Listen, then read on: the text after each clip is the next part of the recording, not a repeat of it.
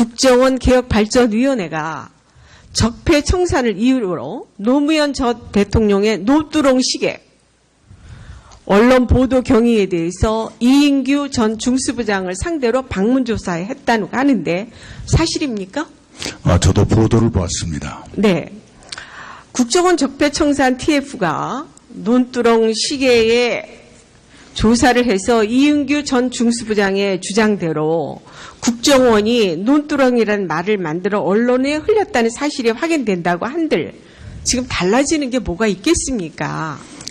과거의 잘못은 밝혀서 그러한 잘못이 반복되지 않도록 하는 것은 정부의 책무라고 생각합니다. 이제 말씀드리자면 논두렁이 아니라 다른 데 버렸다면 노무현 전 대통령이 선물로 받았다고 진술한 1억 원짜리 피아제 명품 시계가 2개에서 1개로 줄어듭니까?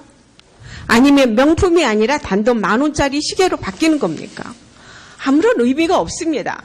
그렇다 그러면 노무현 전 대통령 뇌물수수 관련 진술 내용을 국정원이 개입해 언론에 흘린 것이 확인되면 예를 든다 그러면 박연차 회장으로부터 받은 100만 달러, 조카 사이 연철호가 받은 500만 달러, 딸의 고급 아파트 구입을 외교 행랑을 통한 외화 반출 사실 자체가 무혐의가 되는 겁니까?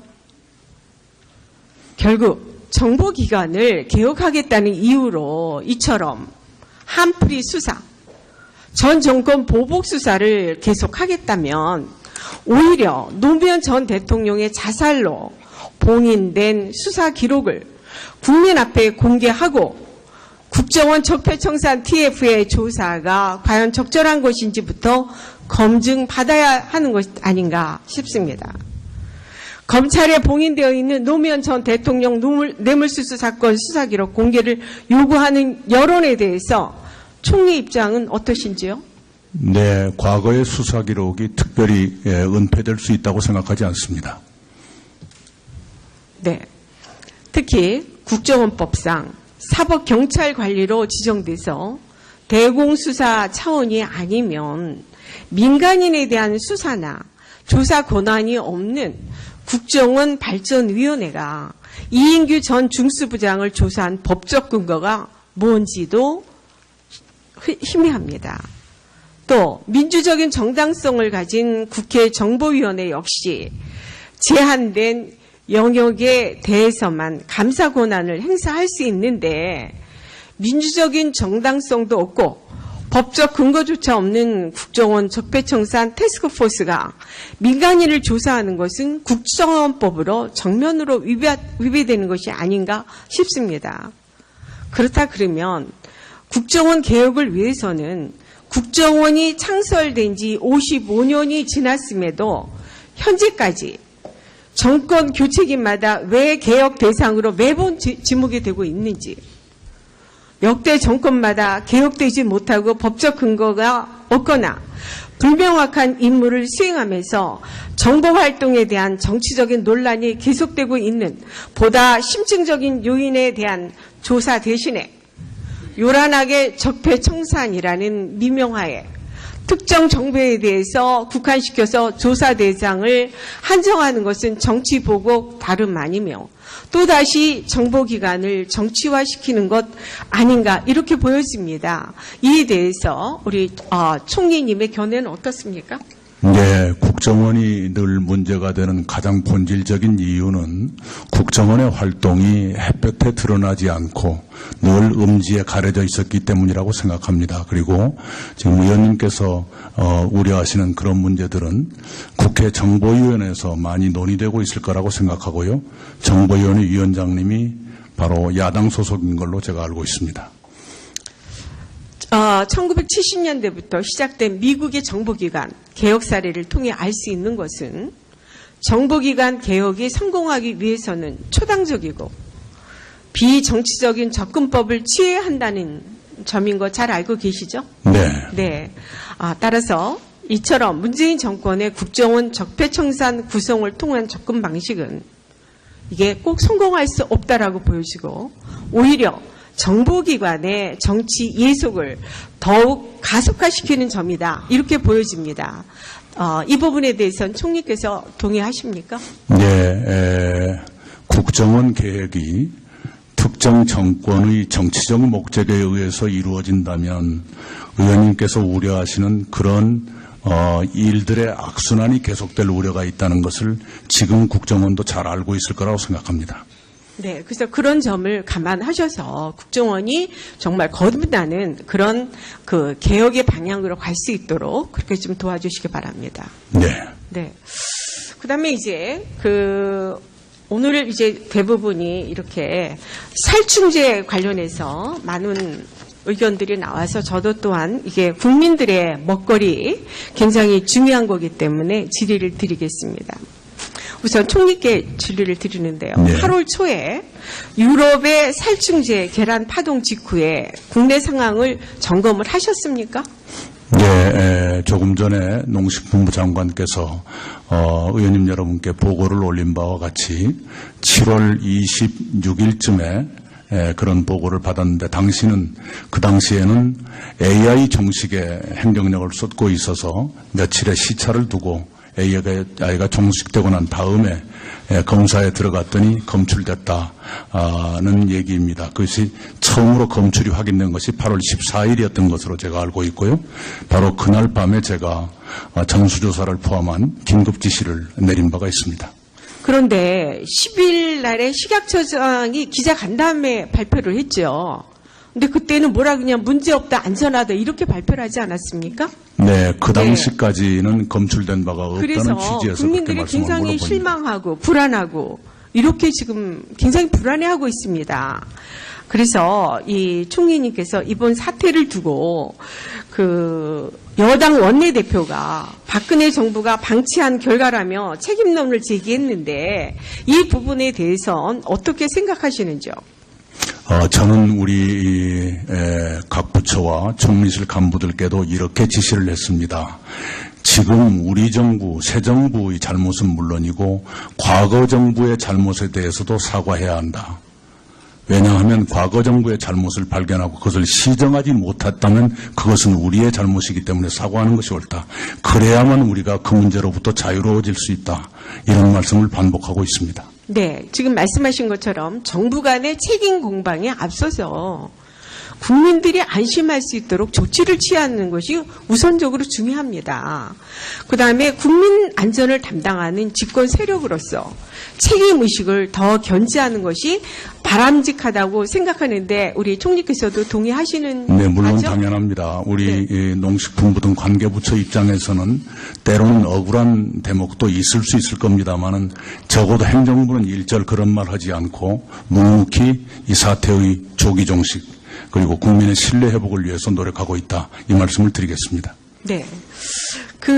이제 이런 상황에서 여러 가지로 이 전수조사 결과에 따라서도 사실 국민들이 특히 이제 예를 들면 피프로닐이 전남 한평군에서 이제 드러났고 그다음에 난각 코드명을 나성준형과 13 나성준형으로 정정한다고 밝히도 했기 때문에 국민들이 정부의 조치를 신뢰할 수 있겠습니까?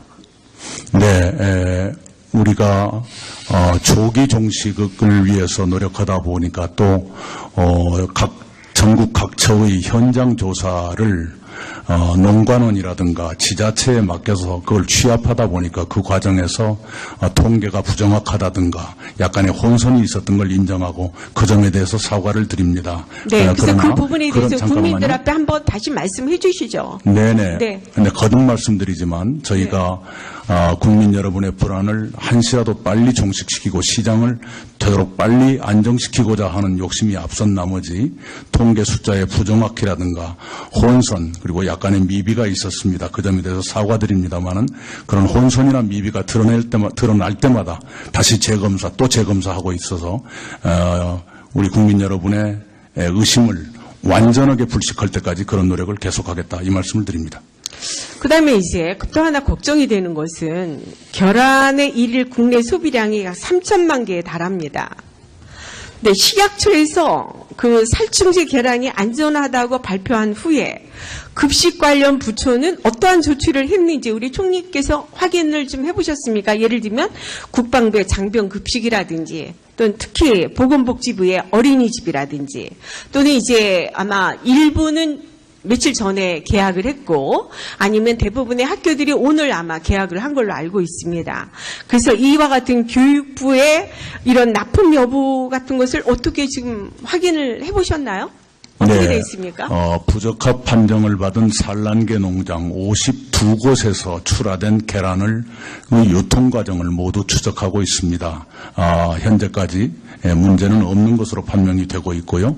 아까 김성원 의원님 같은 분들이 산란 노계에도 우려를 해주셨는데 국납은 산란 노계는 한 건도 없고요. 급식의 경우에는 1급 닭고기만 납품을 받게 돼 있는데 산란 노계는 아예 등급에 포함되지도 못하고 있습니다. 그래서 그런 우려는 없다는 말씀을 드립니다. 네. 어떻든 우리 식품 안전 관련 이 검사 조세 체계 매뉴얼화 또 주요 인증 체계 통합 등의 제도 개선 그리고 무엇보다 안전관리 대책의 엄격한 현장 적용 등이 반드시 이루어져야 할 거라고 보여지고 있습니다. 그래서 이번 이렇게 살충제 계란 파동을 계기로 해서 먹거리 안전관리를 선진화하는 그런 네, 우선은 며칠이 더 걸릴지는 모르겠습니다만 이번 파동에 대해서 국민들께서 완전히 믿어주실 때까지 미흡한 점 또는 혼선을 계속 보완해 가는 그런 노력을 계속하겠습니다. 그것이 일단락되고 난 뒤에 의원님 말씀 주신 그런 문제를 포함한 중장기 대책을 만들겠다 이런 말씀을 드리겠습니다.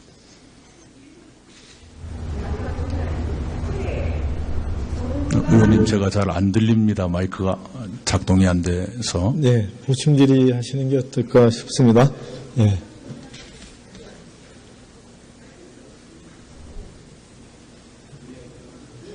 앞에 사회를 보신 위원장님이 추가적으로 시간 주는 것을 안 하셨어요. 1분만 드립시다. 네. 보충 질의 야당을 존중하겠습니다. 알겠습니다. 네. 네. 들어왔네. 마지막 네. 정리하겠습니다. 네. 차제에 정부가 민간 부분에 위탁한 인증기관에 대한 철저한 감독으로 소위 그 농피아에 의해서 국민들의 먹거리 안전이 위협받는 일은 더 이상 없어야 된다고 보고 있습니다. 이 부분에 대해서도 총리께서 특별한 계획을 가지고 계시는지요? 네, 아까도 말씀드린 바 있습니다만 사실 이번 계란 살충제 파동에서 이런 일이 있었다는 것 자체가 굉장히 뼈아픈 일입니다만 그에 못지않게 뼈아픈 것은 친환경 인증이라든가 해썹 같은 식품 안전을 보장하는 장치에 대한 국민의 신뢰가 훼손됐다 하는 것이 굉장히 뼈아픕니다. 그리고 그렇게 된 이유 중에 하나가 이른바 농피아와의 유착 문제가 있을 수 있다고 생각을 합니다. 그것을 차제에 근절해야 국민의 신뢰를 회복할 수 있다고 보고요. 그리고 전문성이라는 미명하에 퇴직 관료들과 현 행정이 유착의 관계를 형성하는 것은 용납하지 않겠다 이렇게 말씀드립니다. 그런 그 개혁의 방향으로 갈 수 있도록 그렇게 좀 도와주시기 바랍니다. 네. 네. 그다음에 이제 오늘 이제 대부분이 이렇게 살충제 관련해서 많은 의견들이 나와서 저도 또한 이게 국민들의 먹거리 굉장히 중요한 거기 때문에 질의를 드리겠습니다.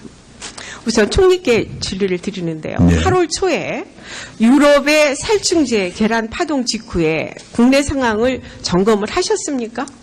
네, 조금 전에 농식품부 장관께서 의원님 여러분께 보고를 올린 바와 같이 7월 26일쯤에 그런 보고를 받았는데 그 당시에는 AI 정식의 행정력을 쏟고 있어서 며칠의 시차를 두고 AI가 종식되고 난 다음에 검사에 들어갔더니 검출됐다는 얘기입니다. 그것이 처음으로 검출이 확인된 것이 8월 14일이었던 것으로 제가 알고 있고요.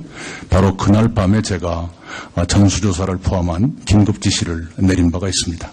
그런데 10일 날에 식약처장이 기자간담회 발표를 했죠. 근데 그때는 뭐라 그냥 문제없다, 안전하다 이렇게 발표를 하지 않았습니까? 네, 그 당시까지는 검출된 바. 국정원 개혁발전위원회가 적폐청산을 이유로 노무현 전 대통령의 노뚜렁 시계 언론 보도 경위에 대해서 이인규 전 중수부장을 상대로 방문조사에 했다고 하는데 사실입니까? 저도 보도를 봤습니다. 네. 국정원 적폐청산 TF가 논두렁 시계에 조사를 해서 이인규 전 중수부장의 주장대로 국정원이 논두렁이라는 말을 만들어 언론에 흘렸다는 사실이 확인된다고 한들 지금 달라지는 게 뭐가 있겠습니까? 과거의 잘못은 밝혀서 그러한 잘못이 반복되지 않도록 하는 것은 정부의 책무라고 생각합니다. 이제 말씀드리자면 논두렁이 아니라 다른 데 버렸다면 노무현 전 대통령이 선물로 받았다고 진술한 1억 원짜리 피아제 명품 시계가 2개에서 1개로 줄어듭니까? 아니면 명품이 아니라 단돈 10,000원짜리 시계로 바뀌는 겁니까? 아무런 의미가 없습니다. 그렇다 그러면 노무현 전 대통령 뇌물수수 관련 진술 내용을 국정원이 개입해 언론에 흘린 것이 확인되면 예를 든다 그러면 박연차 회장으로부터 받은 100만 달러, 조카 사이 연철호가 받은 500만 달러, 딸의 고급 아파트 구입을 외교 행랑을 통한 외화 반출 사실 자체가 무혐의가 되는 겁니까? 결국 정보기관을 개혁하겠다는 이유로 이처럼 한풀이 수사, 전 정권 보복 수사를 계속하겠다면 오히려 노무현 전 대통령의 자살로 봉인된 수사 기록을 국민 앞에 공개하고 국정원 적폐청산 TF의 조사가 과연 적절한 것인지부터 검증받아야 하는 것 아닌가 싶습니다. 검찰에 봉인되어 있는 노무현 전 대통령 뇌물수수 사건 수사 기록 공개를 요구하는 여론에 대해서 총리 입장은 어떠신지요?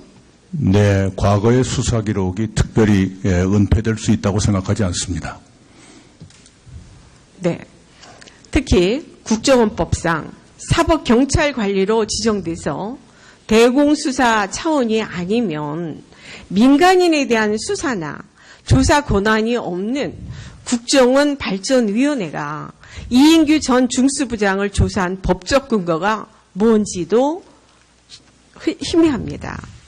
또 민주적인 정당성을 가진 국회 정보위원회 역시 제한된 영역에 대해서만 감사 권한을 행사할 수 있는데 민주적인 정당성도 없고 법적 근거조차 없는 국정원 적폐청산 태스크포스가 민간인을 조사하는 것은 국정원법으로 정면으로 위배되는 것이 아닌가 싶습니다. 그렇다 그러면 국정원 개혁을 위해서는 국정원이 창설된 지 55년이 지났음에도 현재까지 정권 교체기마다 왜 개혁 대상으로 매번 지목이 되고 있는지, 역대 정권마다 개혁되지 못하고 법적 근거가 없거나 불명확한 임무를 수행하면서 정보활동에 대한 정치적인 논란이 계속되고 있는 보다 심층적인 요인에 대한 조사 대신에 요란하게 적폐청산이라는 미명하에 특정 정보에 대해서 국한시켜서 조사 대상을 한정하는 것은 정치 보복 다름 아니며 또다시 정보기관을 정치화시키는 것 아닌가 이렇게 보여집니다. 이에 대해서 우리 총리님의 견해는 어떻습니까? 네, 국정원이 늘 문제가 되는 가장 본질적인 이유는 국정원의 활동이 햇볕에 드러나지 않고 늘 음지에 가려져 있었기 때문이라고 생각합니다. 그리고 지금 의원님께서 우려하시는 그런 문제들은 국회 정보위원회에서 많이 논의되고 있을 거라고 생각하고요. 정보위원회 위원장님이 바로 야당 소속인 걸로 제가 알고 있습니다. 1970년대부터 시작된 미국의 정보기관 개혁 사례를 통해 알 수 있는 것은 정보기관 개혁이 성공하기 위해서는 초당적이고 비정치적인 접근법을 취해야 한다는 점인 거 잘 알고 계시죠? 네. 네. 따라서 이처럼 문재인 정권의 국정원 적폐청산 구성을 통한 접근 방식은 이게 꼭 성공할 수 없다라고 보여지고 오히려 정보기관의 정치 예속을 더욱 가속화시키는 점이다. 이렇게 보여집니다.